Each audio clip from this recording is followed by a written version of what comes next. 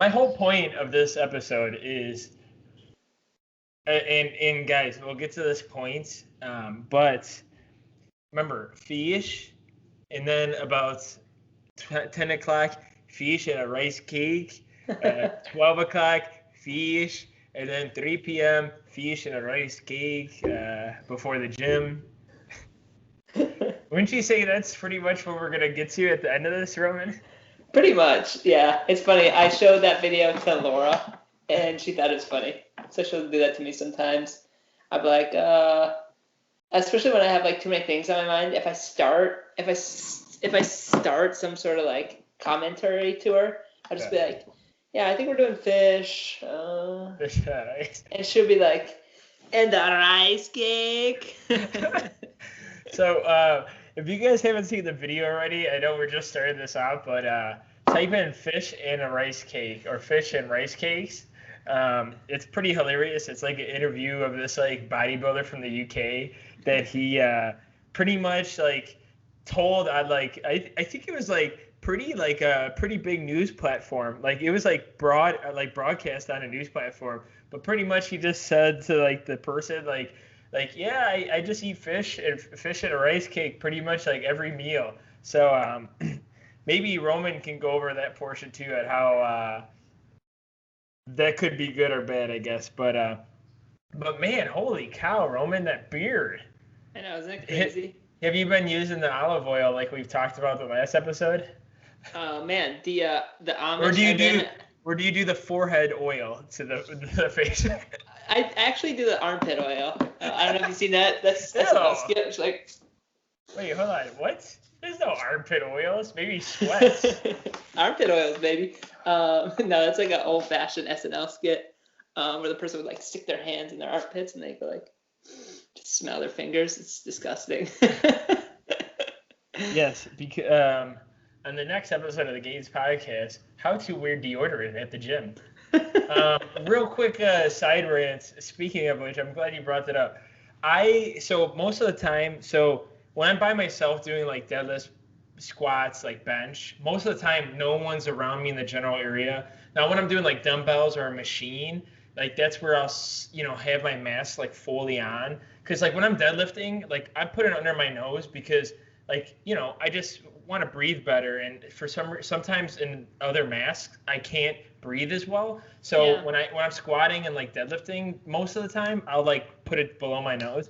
But when I was doing like tricep extensions, like I kid you not, I had a mask on my face completely covered, and like it was like a thick mask, and I still like smelled this guy's like stank, and I'm like, man, like I go through a whole work day and I like go outside and I feel like I don't smell this bad, but like, whatever. Maybe I get it. Like some people like, they're at the gym, so they're probably going to shower after, but like, whatever. Maybe I'm just thinking too much.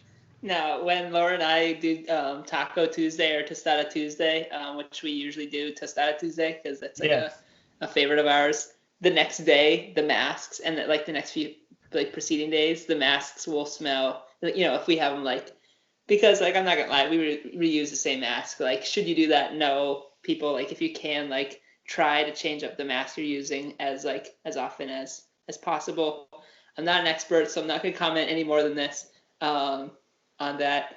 But so we have the mask hanging up, and when we put them on the next day, if we're going to the gym or something like that, they will smell like the tostadas we fried the night before. Oh, yeah. That makes sense. Sometimes it's if you even if it's cold outside, sometimes if you leave your coat by the kitchen, and not in a closet where the door closes off, you'll I remember going to work the next day and you're just on the train just smelling like tacos.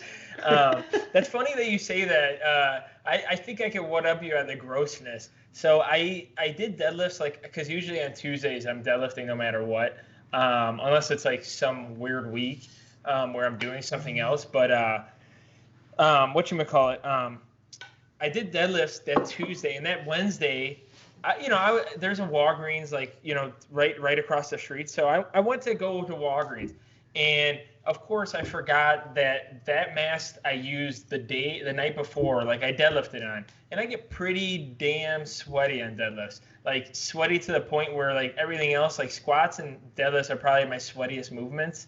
And and I guess I was wearing it full on my like face that day.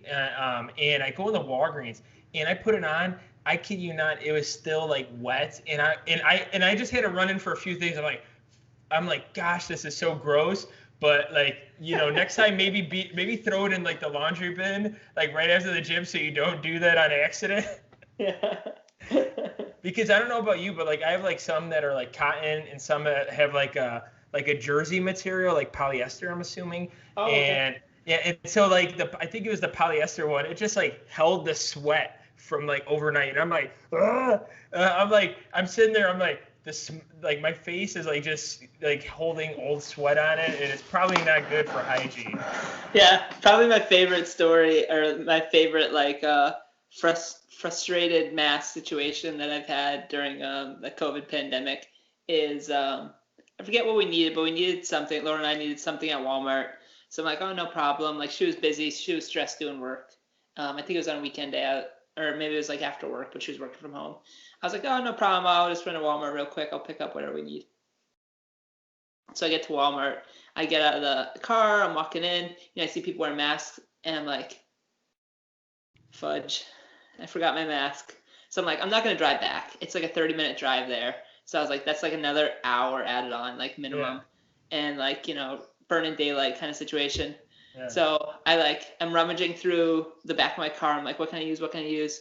I'm like, frick it. I'm just going to use a frickin' bag, because we have these like cloth bags. So Did you tie one up to your face? I take this like fluorescent pink, like reusable cloth bag, and I just tie it around my face with a big old bow. The bow probably would look like this, Yeah, because the straps are probably pretty long, right, or whatever. Yeah, because it's like one of those big cloth bags, and like you're not supposed to bring the cloth bags in either. It's just like COVID protocol. Like, believe put your coffin on it, whatever. Yeah. So I got this cloth bag tied around my face, and I'm like walking around the store, and like of course like I didn't do a great job of tying it to my face, so I keep on having to like move it up and whatnot. Like totally not like good at all. Like if I had COVID, like I would have infected everybody at Walmart. Sorry. It would have been better for me to just like hold my breath and run in, but so I'm just like standing in line, just like the funny thing is like nobody said anything. It was totally normal. People were just like, whatever, like people are used to just like kind of getting getting the runaround. So I wore a pink bag in Walmart. And also it's Walmart, so they've probably seen worse throughout that day. Like don't get me wrong, I love Walmart, but like holy cow, the crap I've seen in Walmarts. Like I've seen employees doing like worse things than customers sometimes. It's like hilarious. My aunt's like one of those people, man. It's like, I don't know, maybe like I'm weird and my family's weird, but we were raised like, we had times where we were like pretty poor, like we couldn't afford food and stuff like that. So like when we got to go to the grocery store, it's like, oh, awesome, like we're actually gonna have food, like this is exciting.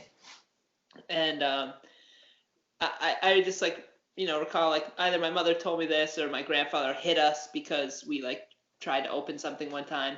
But whenever my mother, like my grandfather, he was on disability, so whenever he got like his disability check or whatever, because I wasn't with it at the time.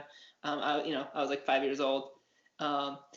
He would get us like a piece of candy type situation, and I remember them always being like, "Don't open it in the store. Wait till we get to the car. Don't open it in the store. Wait till we get to the car."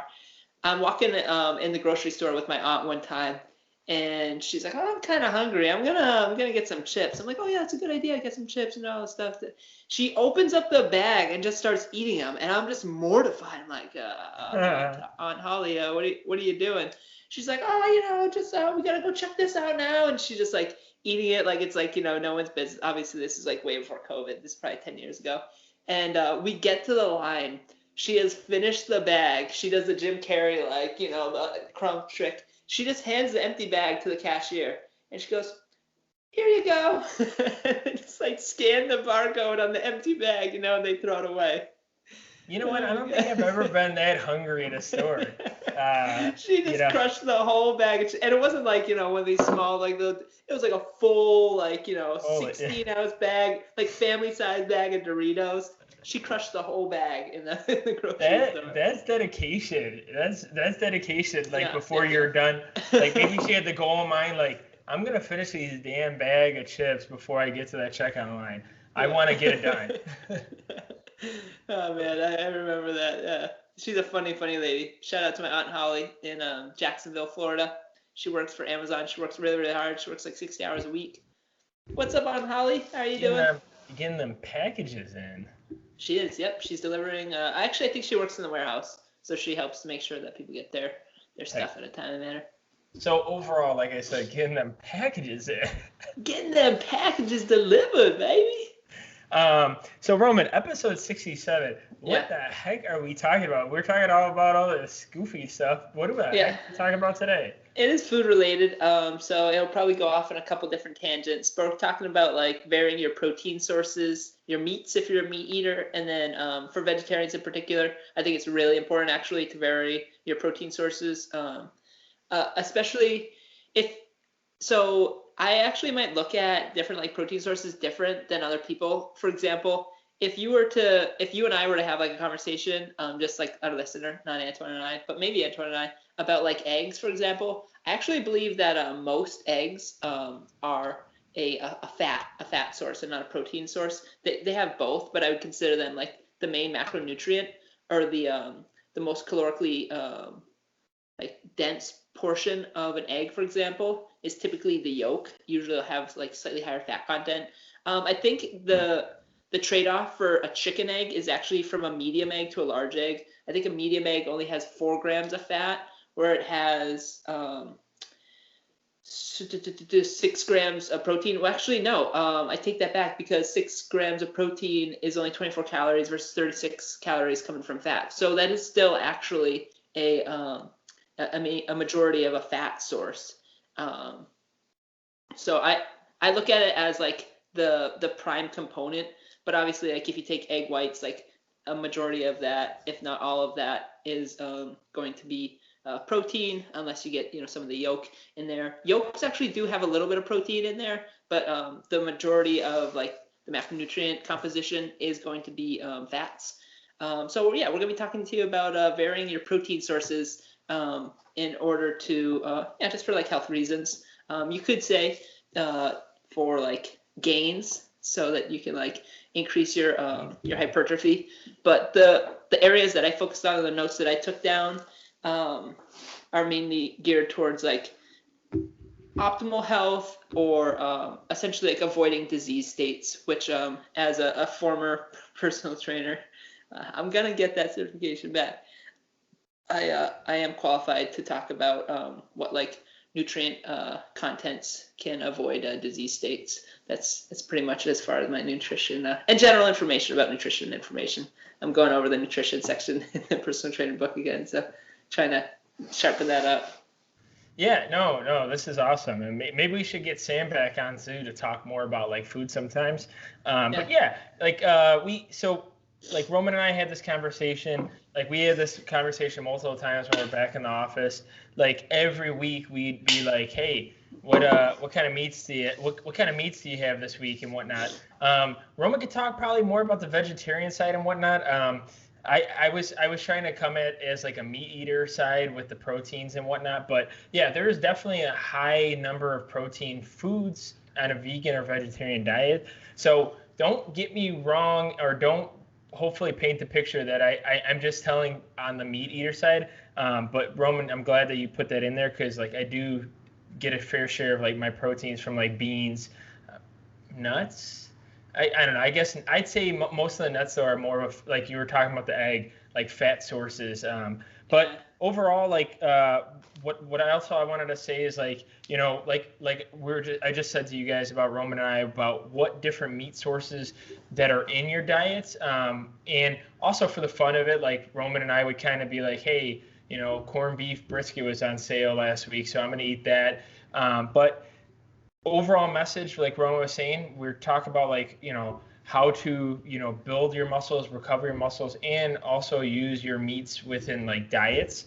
So, one thing I wanted to talk about too is some of the key things to take away from like, I guess we should kind of deliver the message to why we talk about meats or like protein sources is the macronutrient of protein, and what does like that protein go over. And like Roman was mentioning with the egg, there are certain meats like ground beef, there's pork, there's a lot of like turkeys out there.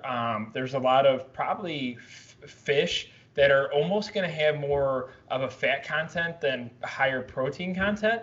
But as Roman was alluding to as well, is as long as it has enough protein in the source, you could still use it as like a protein source. So the ways you diet or the ways you eat, you can also kind of cater your meats around there or your protein sources, because like Roman was saying with the egg is like if you're shy on fats at the end of the day, or if you like to get your fats in the morning, like typically you'd eat eggs. Some people do eat eggs at nights, but like say if you function a little bit better on higher fats in the morning, that's when you chow down on a couple eggs in the morning. That's totally fine, perfectly fine.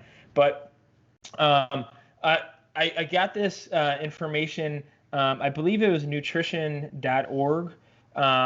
I wanted to go over why like meat's important and protein's important, because first is protein. That's like the main source of the meat definition. Recovery. Some meats are going to be higher in iron. Iron's a pretty good vitamin to go by and have a healthy life. Bioavailable nutrition, muscle strength and maintenance, bone strength, brain function, heart health, blood sugar control, zinc. It tastes good. Meats are really good. Weight control and vitamins from meats. So like that was like overall like some information I found just like on nutrition.com when it comes to the overall like main function of meats. So Roman, what else did you want to go over? Because probably too with like diet and everything, we could go talk about like different types of meat and how they can use function within dieting or like muscle strength and gain. Yeah, so consuming protein is extremely, extremely important. It's a huge part of like the nutrition regimen that both Antoine and I follow. We probably are considered like in like a small population because we try to consume, like I would say we probably both consume a high protein diet, meaning I consciously try to consume between 0.8 grams to 1 gram of protein per pound of body weight. So on an ideal day, I would be between like 160 and 170 grams of protein at my current body weight, which is 167 pounds, give or take a pound.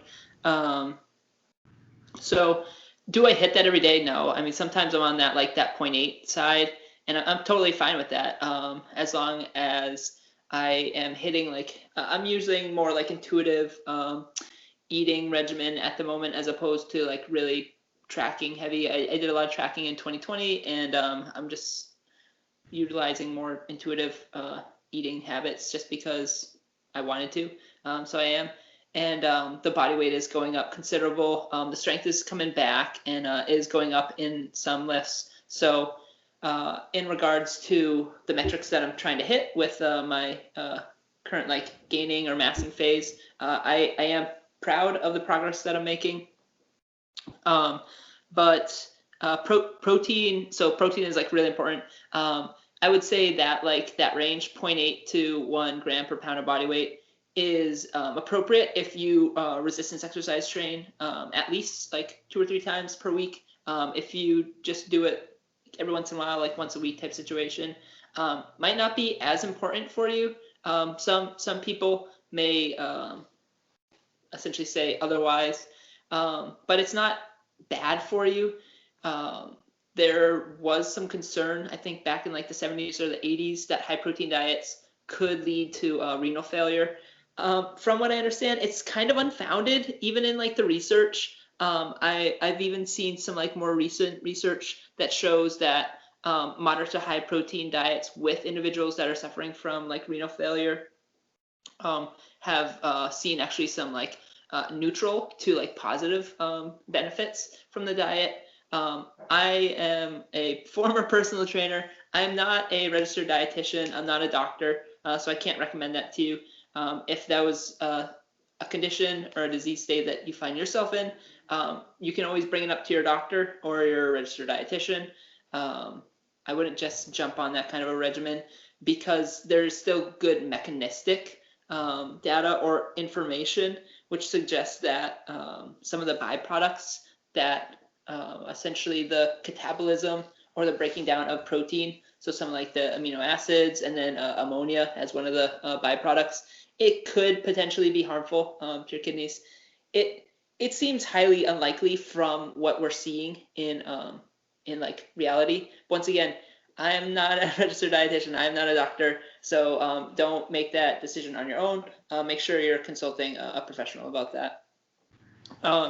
But one thing that I wanted to note, because I was revisiting a lecture by Dr. Andy Galpin on YouTube recently about protein, and he was essentially like reminding me in listening to it that protein isn't just like our muscles. People think that it's just like making our muscles strong, healthy, recovery, all those kind of things.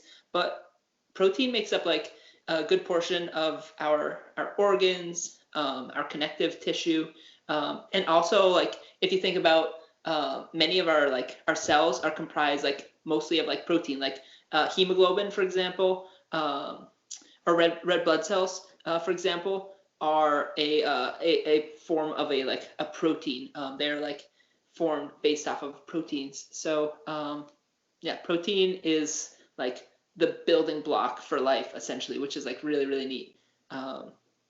So I think I might have gone on a little bit of a tangent there, Antoine. But one of the things that I did do is I took down some notes of like different like meats that you can consume, and some like reasons why you might want to kind of limit your consumption on certain meats. So I was gonna pivot to that, but unless you wanted to add anything else there.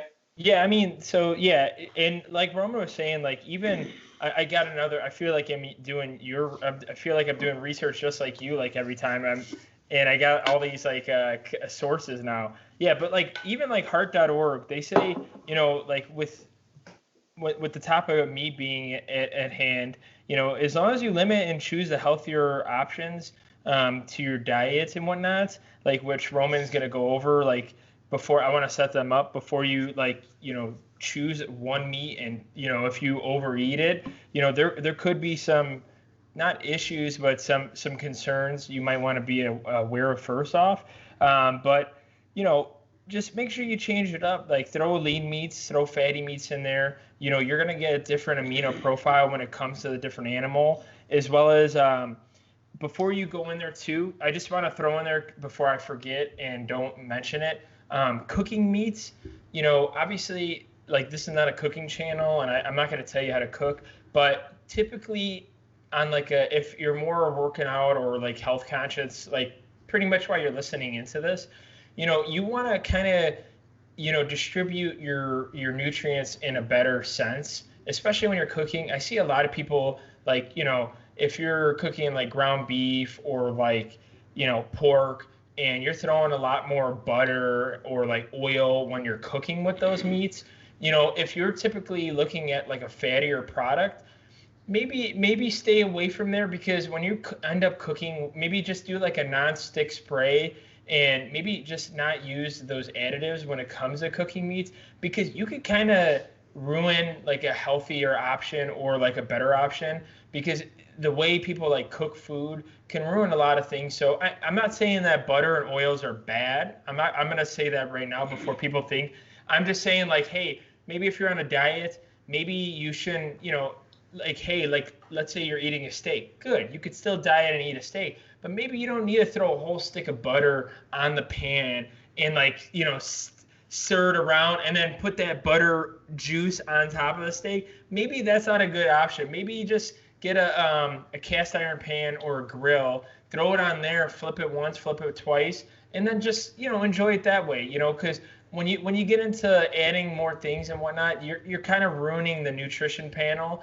and then you're getting a lot more something that maybe you shouldn't get. So Roman, go over those concerns, baby. Let's get it. Sorry, I just want to throw that in there. No, that's a good point, and it's like an important point to drive home. Like if you want to add butter to like your steak, go at it. But like you also have to keep in mind that like when you do add butter, like that is a fat. Butter is almost a solid fat source. So that those are really sneaky calories. It's not bad. It's not a bad calorie, but the thing with fats are they can sneak up on you really quickly, especially. So the issue with fats are they're really sneaky calories, and essentially like many people find themselves like around the holidays or like year after year gaining more and more weight, and pretty much like the number one risk factor which leads to poor health outcomes is obesity, is just being overweight.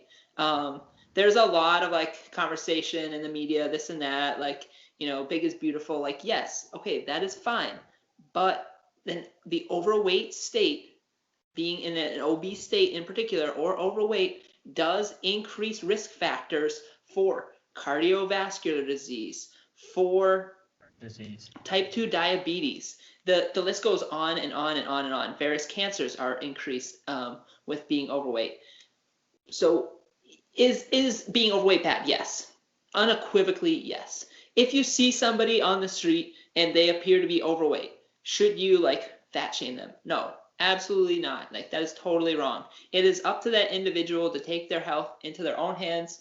We do know now that like quote unquote willpower does have some genetic components. So, you know, that's why we have this platform, because we want to put good information out to people that are listening. So if you find yourself in that situation, it is totally okay to have a conversation with your doctor and say, hey, I'm kind of concerned about my weight. I've heard that being overweight has certain negative health outcomes. I would like to become healthier. I've been told that eating a high protein diet, resistance exercise training, walking, or performing some sort of like aerobic endurance activity, you know, 3 to 4 times a week for 30 minutes is healthy for me. I've been trying to like increase my sleep. You know, these are my like the food items that I eat. Is there anything else I can do? That is totally a reasonable conversation to have with your doctor. I would encourage every individual to have that kind of conversation with your doctor. And if your doctor's not like super confident having that conversation, you know, maybe hiring a personal trainer, maybe looking into hiring a registered dietitian if you have the money. There's a lot of online forums that you can write into. Just be careful because there's some misleading information, or I should say there's a lot of misleading information out there. So, you know, we want you to like, if you are like earnestly and honestly like seeking out those services, we want you, you know, we want the best for you. But it should not be mistaken that being like in an overweight state is healthy. Like it could be healthy for that individual. So it's important not to just like call somebody out, but for the most part, on the mean or on the average, it is not healthy to be overweight. So I'm gaining, I'm in a massing phase. Technically my BMI would say that I'm overweight. It's kind of debatable whether that is like healthy or not. I know the risk factors. I'm willing to take them. I do have most likely considerably more muscle mass than like your average person that you just like pick out on the street. So I do rely on that for some of like the metabolic advantages that muscle tissue can provide. And I think adding more muscle for the most part can be really good for people. And then like on the flip side, when you see somebody that is like super lean and you perceive them to be super fit, they also might not be super healthy. If you were to take a peek at their blood panel, they could be in really rough shape. So we do have this like weird augmented like view of like health in society, which I do think that you know, some of the conversations around like health at every size, I do think it's flawed, but I think that it's like getting towards like a, you know, a better seeking level essentially. But another tangent. So a couple things that I wanted to talk about when it comes to like protein, like quality or like different meats. I wanted to bring up that whey is like one of the most anabolic proteins that we're aware of. Very, very good. For some people, it might make them gassy, and especially for people that don't quite have like an intolerance, they might find that like, it gives them some gas and gastric distress. So you might want to limit the overall amount of whey that you have. Maybe substitute like in if you had like 2 meal replacement shakes, like maybe have some chicken, some rice, some broccoli for 1 meal, and then just 1 meal of whey. With red meat, I personally try to limit my consumption of red meat, mainly due to some of the concerns. Now, I want to say may, because some research that's coming out is actually like potentially debunking this. So, we need more research, more time to essentially like flesh it out. But increased amounts of red meat may, especially like fatty red meat, may increase your risk of colorectal cancer. If you listen to somebody like Sean Baker, he's like a proud sponsor of like the carnivore diet. He would definitely say otherwise. But from what I understand, there still is some research that does indicate a link. It seems like it's growing weaker, but there is a link there. It could be, due to like unhealthy lifestyle factors. We'll see. Fish is also super healthy. I particularly like tuna. I stay away from salmon because I don't know if I have a salmon allergy. It's just like a personal thing. But salmon is also super healthy. Contains omega-3 fatty acids, which we know are good for brain health. I try to limit my consumption of large fish in particular to about 1 to 2 servings a week due to some of the concerns with heavy metals, such as like lead and mercury. So these are just things to think about. When it comes to vegetarian protein sources, they are technically considered lower quality. If you watch the Joe Rogan podcast with what is his name, Chris something, and the UFC guy who made that like vegan vegetarian documentary, The Game Changers. That's what it was. It was over like The Game Changers. I can't think of the guy's name. Man, I'm gonna kick myself later. It's been so long. Yeah, he did a good job of like pretty much combating some of Chris, whatever his name's, criticisms about the movie. But the sheer fact of the matter is, as we know it currently, vegetarian protein sources are lower quality, pretty much meaning that their leucine content is lower. It's a critical amino acid. It's an essential amino acid. It's valuable for lifters in particular, bodybuilders, powerlifters, for recovery, for muscle growth, etc. It doesn't mean it's bad. It just means that it is what it is. It has a lower leucine content. So typically you need to consume a little bit more of vegetarian proteins. So maybe throw on like an extra half cup scoop of beans. I would say try to vary your beans if you're gonna take in beans, because that's technically a carbohydrate if you look at the majority macronutrient within the item. And then one of my personal favorite vegetarian proteins, because I do like to mix it up, is seitan, which is a combination of vital wheat gluten and flour, and then you throw in a little bit of olive oil, some spices, all that stuff. It's fun. Heck yeah, dude. It's all food's good in my opinion. Yeah. Awesome, buddy. Well, thanks for that. Anything else you want to close it out with? I think I'm good here. So that was really good to close it out with some of the types and maybe some of the concerns as well as some of the benefits too. Yeah. No, that's it. I in particular, I've been like in the mode where I like ate food as like fuel. More recently, I'd say the past like few years, definitely since I met my girlfriend, I've eaten food more because it's something that like, well, I have to do to like live, but I eat food. I try to eat food to like enjoy it, and in like an ideal state, in an ideal Roman state, like every like bite of food and like the whole cooking process is supposed to be like methodical, and like the philosophy is to like be grateful and like enjoy like the whole process. So I think if people can like work towards that, you'll have an even greater appreciation for the food that you eat, because even with like the plants we consume, like that is a living thing, and we do end its life, contrary to popular opinion. So that's, I'm saying plants as well as like animals. So I have been vegetarian in the past. I'm not vegetarian anymore. The diet didn't work for me. I could probably try it again. Not really interested because I like how my diet's going currently. But I'd say be open-minded. Hopefully the information that we provided helps. If you have any questions, we might have thrown a lot out at you. Feel free to leave them in the comments section below. If you're on YouTube, you can always DM us at RowingLong1031 on Instagram, or at Antoine Coletta, or at Gainz Podcast on Instagram. We're available on all the podcast apps. You name it, Apple, the podcast app, Buzzsprout, the YouTubes, Spotify, Stitcher, all that stuff. Amazon, right? Amazon Podcast. Amazon or Audible, Amazon Music, all that. So, sweet guys. Well, awesome. Well, thanks so much for tuning in. We'll see you guys on the next one. Peace.